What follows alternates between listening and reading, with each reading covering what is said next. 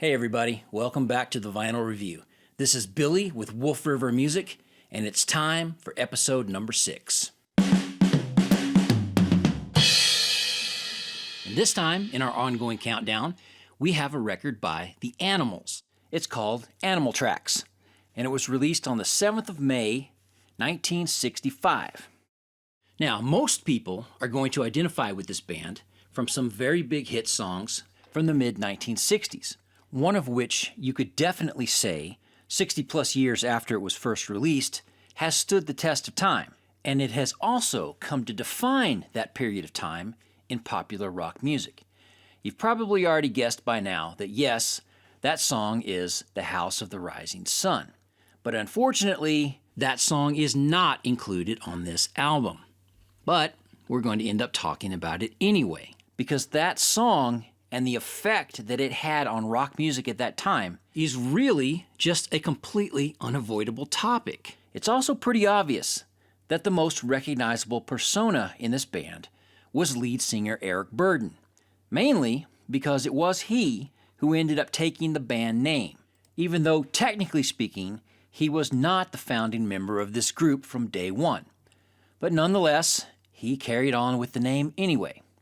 We'll speak at great length about him and his own history, but I am also going to devote at least a little bit of time to a couple of the other band members who were in the Animals at this time, who I think deserve a bit of recognition for their contributions not only to the Animals, but also to some other historical and other very important things that they were involved with after this band lineup ultimately dissolved, just 16 months after this Animal Tracks album was released. So, let's start off as always with some historical background on how the Animals formed, where they were from, and where they were right up to the point of when this record came out. Newcastle Upon Tyne is a city in the north of England that, at least back in the early to the mid-1960s, had a reputation as a rough and tumble, gritty, and a heavily industrialized city with a lot of shipyards, factories that specialized in the making of military equipment, and its economy was historically built on the coal mining industry. It was so heavily industrialized at that time, and so important to the British war effort against the Nazis in the 1940s, that it became a regular target for aerial bombardment by Hitler's Luftwaffe Air Force. Now, all 5 of these band members that are pictured here were born at this time and would have been between roughly the ages of about 1 and 5 when all of that was going on in Newcastle. Now, times have changed since World War II, and this city is no longer known primarily only for heavy industry, and I'm sure that the air and the water are probably a lot cleaner now than it was back then. But when these young men here were growing up, this is the environment that they lived in, and this is what they saw every single day. It obviously had an effect on them because you can hear it in their music. It's never been really considered sophisticated music or even complicated or intellectual in any way. It was mostly gritty and raw, simplistic rhythm and blues. And even when record label and management executives wanted to dress them up like the Beatles, they never really sounded like that band in any way, and I don't think that they ever intended for that either. Back in their day, the city that they came from was not really known to have any fashionable or modern cultural parts of town the way that London did. And while Newcastle certainly had its own brand of music and nightlife, so to speak, it was the kind of places that Eric Burdon described in his memoirs as working man's clubs. This is where factory workers and miners would drink late into the night and would often fight and yell not only at each other, but also at bands or musicians that happened to be on stage. They would throw bottles and garbage at them if they weren't playing the kind of music that they wanted to hear.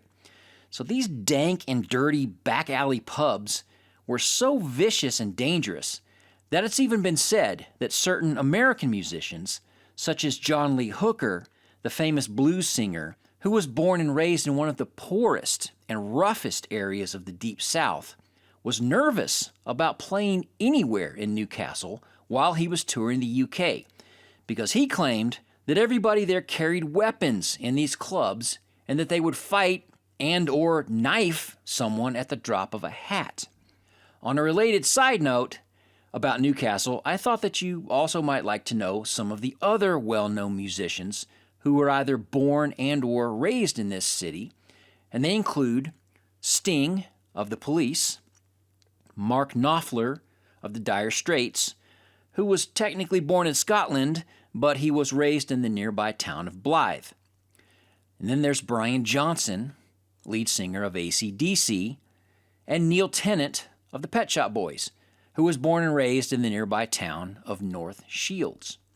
Now, I am not from the UK, obviously, but I have read enough biographies and books about famous English musicians to know that the people of Great Britain are historically very territorial about the places where they were born and the cities where they grew up.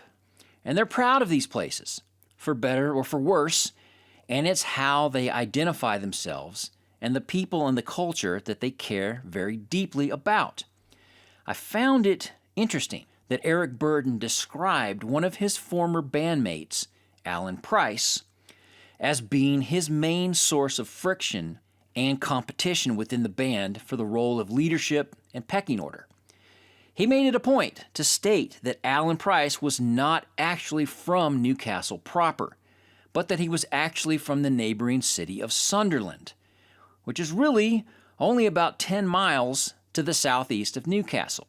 He noted that Alan drank a different beer than they did, which was Sunderland Double Maxim, versus the Newcastle Brown Ale that was favored in Eric Burdon's hometown, and that Alan Price was a fan of the Sunderland football club, the Black Cats, and not a fan of the Newcastle United Football Club, known as the Magpies. Now, these little details may seem trivial to you or me, depending on where you're from, but they were so important to Eric Burdon that it actually caused him to think twice about the idea of being in a band with someone who was from another city located only just 10 miles away from where he grew up. Now, speaking of Eric Burdon, he was born into a working-class family in the Newcastle suburb of Walker on the 11th of May, 1941. He describes his childhood as very difficult. He said that he attended a school in a building that was sandwiched in between a slaughterhouse on one side and a noisy, dirty shipyard on the other side on the banks of the River Tyne. He claims that the air in that area was so bad that he suffered asthma attacks daily, and also that he was bullied at school for being smaller than most of the other kids. He claims to have been physically beaten regularly with a leather strap by some of the teachers at school, and he even hints at the idea that he may have even been sexually abused by some of them. Overall, he describes his childhood in Newcastle as a, quote, dark Dickens nightmare, unquote.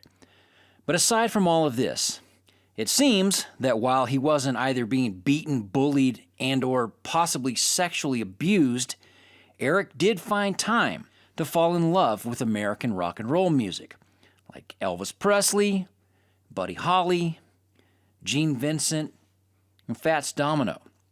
His teenage years were spent drinking and carousing with his Newcastle friends, sneaking into clubs through back doors without having to pay the cover charge at the front door, and just basically trying to hook up with chicks. He loved blues music, Newcastle Brown Ale, and women. Nothing really terribly shocking about any of that. But I will add this about him. While he may seem like the typical young British hooligan thug of the early 1960s from a rough part of town, with just the way he looks in photographs and from this description, his own description of his youth, I found it interesting that his hobbies and his other interests outside of music and drinking were art and photography. In fact, he was a student at Newcastle Art College when he first met John Steele, who of course would become the drummer for the Animals in their original lineup. These two hit it off right away, with a shared love of the movies of James Dean and Marlon Brando.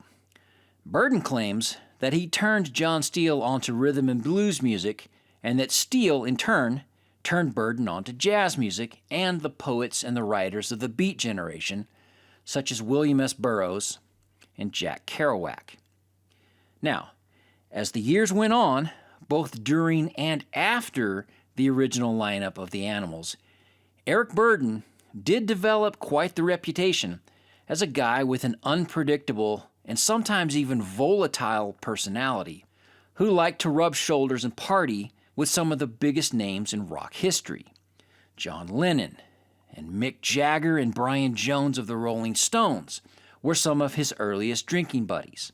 And then later, after a permanent move to the Los Angeles area, he hung out with actors like Steve McQueen and musicians like Frank Zappa, the members of the band Canned Heat, Janis Joplin, and then, notoriously, with Jim Morrison, with whom he had a very famous drunken dispute that involved the shooting of a chandelier that was directly above the head of the singer of The Doors at a party at Eric's house in Bel Air in 1970.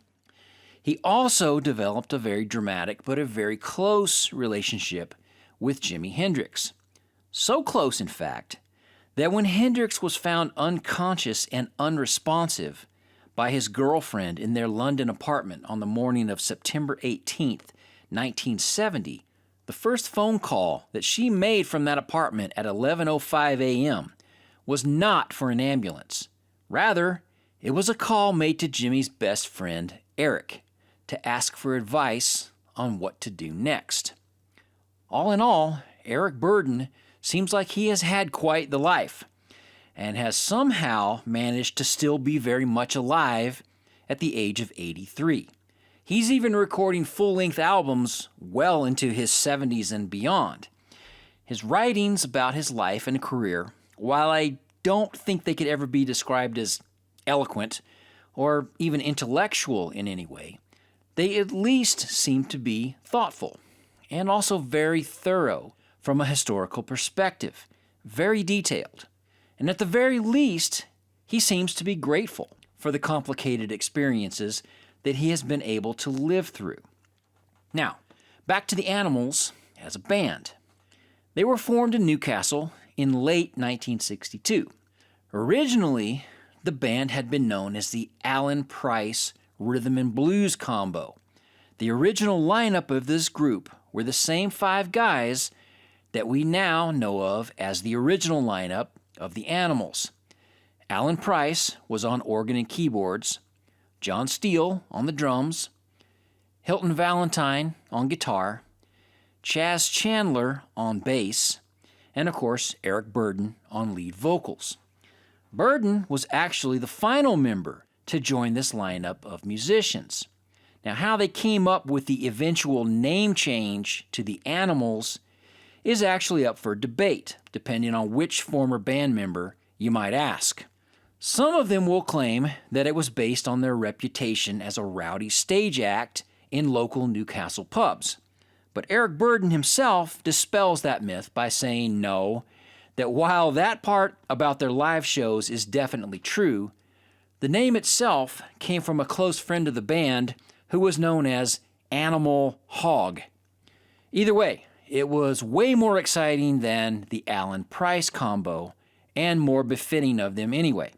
Well, they were an immediate hit in their local area, and it wasn't long before they were beginning to be noticed by the press and by music industry types outside of their own hometown.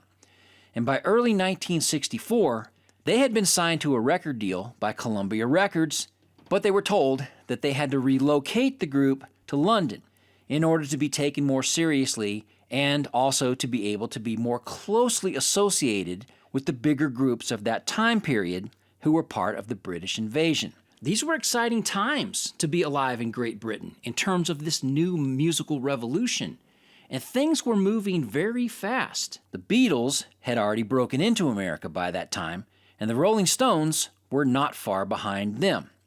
But it would ultimately be a song recorded in a single take on the 18th of May, 1964, in London, that would seal this group into legendary status permanently in the history of recorded rock music. When they arrived by train into the city that morning, The record label hadn't even bothered to arrange to meet them or to even provide a ride for them from the train station over to the studio. So the band stole a handcart that belonged to British Railways, and they loaded up their guitars and their drums, and they walked through the early morning streets of London, all the way to the other side of town, over to a small, cheap, little unknown studio that was located in the basement underneath a large bank building.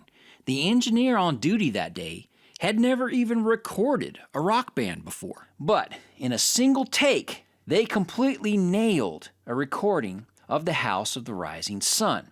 This song would go on to hit #1 in England and America and several other countries, and later it would become classified as the very first rock song that was essentially based on a traditional folk song. And the funny thing is, Columbia Records didn't even want them to record it in the first place, and told them that it was not a good idea to use this Appalachian folk song, which dates back to about 1905, which is about brothels in New Orleans, alcoholism, addiction, gambling, poverty, etc., and just a lot of other basically very dark imagery. To try to put this into the context of a modern pop song or a rock recording, they claimed was just a big waste of time. Now look, Woody Guthrie had already recorded this song, and so had Joan Baez, as well as Bob Dylan in 1961.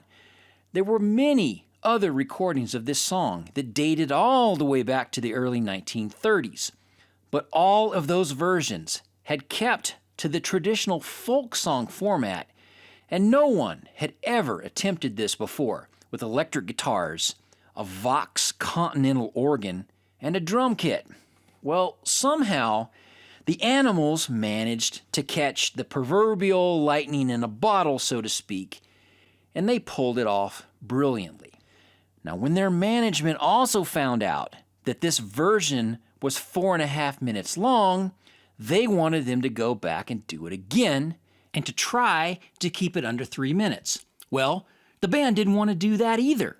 And the longer song actually was the one that ended up being the hit version anyway, rather than the 3-minute version that the label had edited for them in order to release it to radio stations. Which again goes to show that corporate record labels are always wrong about basically everything and what they assume that the public actually wants to hear. You are going to see this exact same scenario come up time and time again in this video series.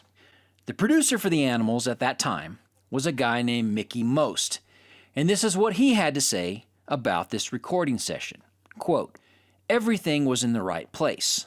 The planets were in the right place. The stars were in the right place, and the wind was blowing in the right direction. It only took a single take in less than 15 minutes to make a hit song, so I can't really take that much credit for the production. It was just a case of capturing the electric atmosphere that was in the studio on that particular day." Unquote. It's really hard to downplay just how revolutionary this song actually was when it came out. And I think we should give credit to these musicians in a few very distinct ways when we analyze just what made this record such a resounding success.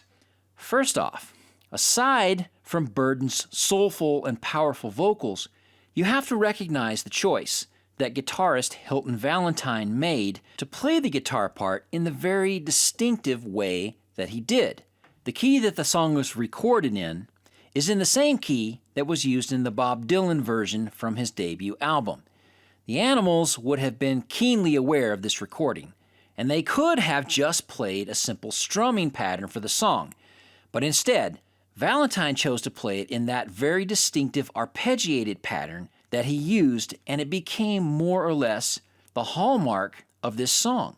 It was an unexpected way for him to have chosen to play it, and I have to tell you, it took considerable skill to get that right due to the fact that it's actually much more difficult to play it in that way and to be able to play it well than it would have been to just simply strum the chords like a typical folk song.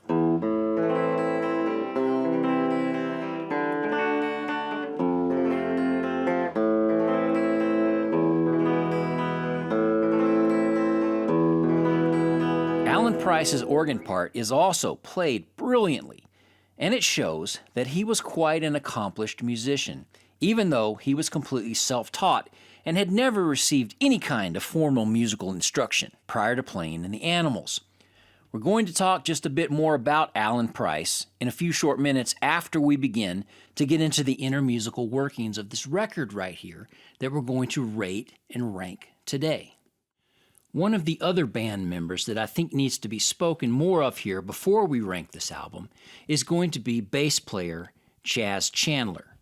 He was the oldest member of the group at this time, having been born in the Newcastle suburb of Heaton in 1938.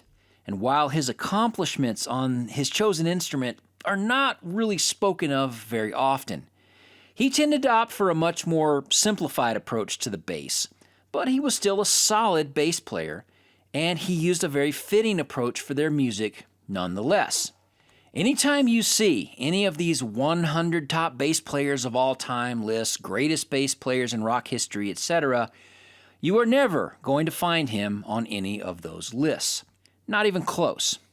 What he was really more known for were for his managerial abilities and for his overall musical production skills, which he focused on and greatly improved on during the years after his time with the Animals had ended. Chandler is the man who is rightfully credited with helping Jimi Hendrix to become the legendary superstar that he would eventually become, after encouraging Hendrix to come to London in order to be properly produced and effectively managed. Chandler met Hendrix in a very small venue known as the Café Wa, located in the Greenwich Village area of New York City. That was while the Animals were on tour in America in July of 1966. Hendrix had just started playing a regular but a very low-key gig in that club with just a drummer and a bass player for a measly $6 a day to play for a full 5 hours every single day. This was when Chandler happened to wander into this place and immediately spotted this man's immense talent and potential. Hendrix really wasn't finding any success at all with American audiences at that time, for some strange reason. I don't know why. But Chandler stated later that he had heard only a single song from Hendrix that day before he concluded that he was the single best guitarist that he had ever heard or witnessed in his entire life up to that point. So he introduced himself to Jimmy and then encouraged and invited him to come to London in a couple of months after the Animals would have concluded their final U.S. tour, and that Chandler would hook him up with not only a place to stay, but also with studio time with other top-notch musicians from the London area. Well, the rest of that story is history, because this is exactly what Hendrix did, and he would fly into London on September 23, 1966, to meet up with his new manager and producer, Chandler. We're going to finish up with more of the details of that story and that historic meeting between these two men when we get to the very first Jimi Hendrix chapter of this countdown, which will happen at episode number 53. It's very important, and so I want to add more detail to this story later. So let's put a pin in this history lesson for right now, and let's move on to the album ranking portion of this video. And we're going to take a look at this album right here, known as Animal Tracks. And as I stated earlier, this album was officially released in the UK on the 7th of May, 1965. And I need to make this distinction that this record that I'm holding right here is the UK release, and it is not the one that was released with the same title in the United States 4 months later. That album looks like this. I chose this UK release to review because it seems like it captures the Animals at a much more specific time in their brief history, and from the best that I can tell, it at least seems to be a cohesive group of tracks that were all recorded possibly at the same time and in the same studio. Now, this US release, on the other hand, really seems to be more of a hodgepodge of just random material, and more of a collection of a couple of their bigger hits mixed in with some unreleased B-sides that never even made it to any of their other records. So we're going to go with the UK release. And here is my overall take on this record. What we have here are 11 songs, and only one of them was written by a member of the band, and that would be track number 10, which is titled For Miss Calker, and it was written by Eric Burdon. And it also happens to be one of the stronger songs on this record, along with the tracks I Believe to My Soul, which was written by Ray Charles, and another one called Worried Life Blues, which was written by the Chicago blues man Major Merriweather. Both of these tracks, along with this original by Eric Burdon, seems to show the Animals at pretty much just about their best. Burdon's vocal on this Ray Charles track is very soulful, and it is also very convincing. The one right after that is the Major Merriweather cover, and it's one of the more impressive tracks that actually allows guitarist Hilton Valentine to finally step up out of the shadows and to show off some of his own technical skills. I felt like we just didn't get to hear enough of him throughout most of this record. All of these songs are mostly dominated by the vocal parts and the keyboards, and that actually makes sense to me now knowing the egos that were involved here with those two particular performers. In all, the performances on this record are actually very tight. And also, since I am a studio owner and a recording musician myself, I know for a fact that back then, the heavy lifting in the studio, so to speak, came down to the musicians themselves. And these guys had to be very well rehearsed in order to make any kind of a decent record. Look, they just didn't have the same abilities back then to edit, fix, tune up late notes, off-key singing, etc. in the same way that we can now with just the simple click of a mouse. The rhythm section here. Now, while I wouldn't necessarily describe them as being spectacular or terribly exciting, they do at least seem to be very solid, but they also tend to be a bit reserved in their playing. I get the feeling that this record does not necessarily represent the excitement that we would probably feel if we were watching this same band perform these same songs live on a stage. The entire record actually seems to be a bit more on the cautious side. And this could be more a result of the production and not necessarily what the band would have done themselves had they been calling the production shots in the studio.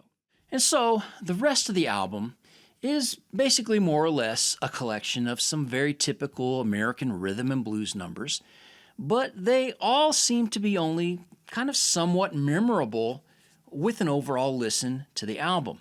And at their worst, they may even start to sound a little bit generic after you get about halfway through side 2. And really, honestly, not that terribly reaching. I'm not left with the feeling that the group was really trying to make any kind of a bold statement with the material that they chose to cover here. Look, Eric Burdon's voice is fantastic, and it does fit this style of music perfectly. There is no doubt about that part. He's been described in the past by other musicians, like Brian Jones of the Rolling Stones, who called him the greatest blues singer that Great Britain has ever produced. And I do not necessarily want to argue that point. I think his voice is very unique, and it's also just rugged enough to still be pleasant to listen to, while still being able to channel the angst and the seriousness of the material that they have chosen to include here. But I am also going to say this about this band. The most obvious choice for me, for musical MVP in this group, has got to be Alan Price on the keyboards. This guy is phenomenal, and I really, really mean that. His parts in these songs always seem to be the musical highlight for me when I listen to this record. Okay, now here is where I have to get brutally honest and talk about where I think this record is lacking. And I will even defer to some comments that were made by Eric Burdon himself to help explain the shortcomings that he felt were on this record. Now, he stated in an interview from about 12 years ago that he believed the original lineup of this band just was not together long enough in order to mature and to grow, and that they were just too busy making hits for the label that they never really had a chance to branch out and experiment with the music. So this album as a whole, I think, reflects exactly what he's saying here. I think they're doing what they're good at for now. And there's not really a sense that the band is out to advance the genre of American rhythm and blues. This album is really nothing more than a collection of a bunch of songs that they felt like they could really do an adequate job with. And, well, that's exactly what they did. An adequate job. Nothing more, nothing less. The legacy of the Animals, or at least this version of that band, amounts to some very big and some very memorable hits. They were all released in a very short amount of time. None of those hits are on this record. And what I was hoping for was to actually find them in greater form than we find them just on their big dollar songs like We Gotta Get Out of This Place, Don't Let Me Be Misunderstood, It's My Life, House of the Rising Sun, etc. But no, that was unfortunately not to be the case. And I think that this may be the only time in my entire life as a record reviewer where I will say that there is a band who are in their best form on their greatest hits records. The Animals now have a lot of compilation and or best of greatest hits albums that have been released over the years. And I actually have to say that you might get greater satisfaction out of owning one of those records rather than if you were to only just own this one.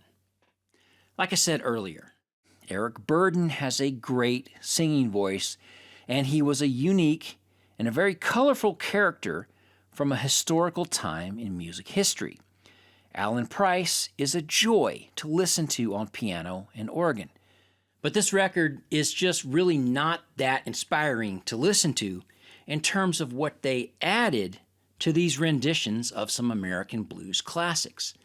Now, maybe if they had been around a little while longer, well, then maybe things would have become a little more interesting. Who knows? And it's really hard to say. But this approach to making records and staying within the strict confines of this genre and then never venturing out of it, well, this was going to have a shelf life attached to it. We're giving this record a very simple 7.0 out of 10, which on our scale is a somewhat disappointing C-. There is just nothing here that makes us want to go any higher than that. And remember, at this point in time, both the Beatles and the Stones are in the studio right now, and they're attempting to shed off some of their older 1950s influences, and they are wanting to expand their own musical palettes. Bob Dylan has raised the bar for just about everyone who's recording music in the year 1965, and he's planning on taking that to even greater heights. If this lineup of the Animals had stuck together for much longer, but they had continued to release this same kind of record over and over again, they would have been toast by 1967 because we had another big seismic shift into the genre of psychedelic rock. Then we had the music of Hendrix, and then we had the Doors and the Byrds, etc. I think that the Animals have their very well-deserved place cemented into rock and roll history, and they were an important component of the British invasion years. But this record just does not capture enough of that brilliance, and so we do not recommend it for your essential vinyl collection. But don't worry, we're not done with this band yet. We're going to hear from them again. Except that the next time we hear from them, it's going to be late in the year 1968. And there's a whole different lineup to this group at that time. Eric Burdon will still be there. But one big surprise will be a new guitarist in the band who was just getting started in the business, but who wouldn't make a lasting name for himself until many years after that, in a trio that you may have heard of. But we'll save that for a much later date. Please come back and join us again next time for another episode involving a British group who had their own big day in the sun, but who also seemed to vanish almost as quickly as they got there. Herman's Hermits were from Manchester in the UK, and they sold more records in the year 1965 than the Beatles did, if you can believe that. Join us next time on our series and find out how they managed to actually do that. Once again, this is Billy with Wolf River Music, and you have been watching The Vinyl Review. Good night. See you next time.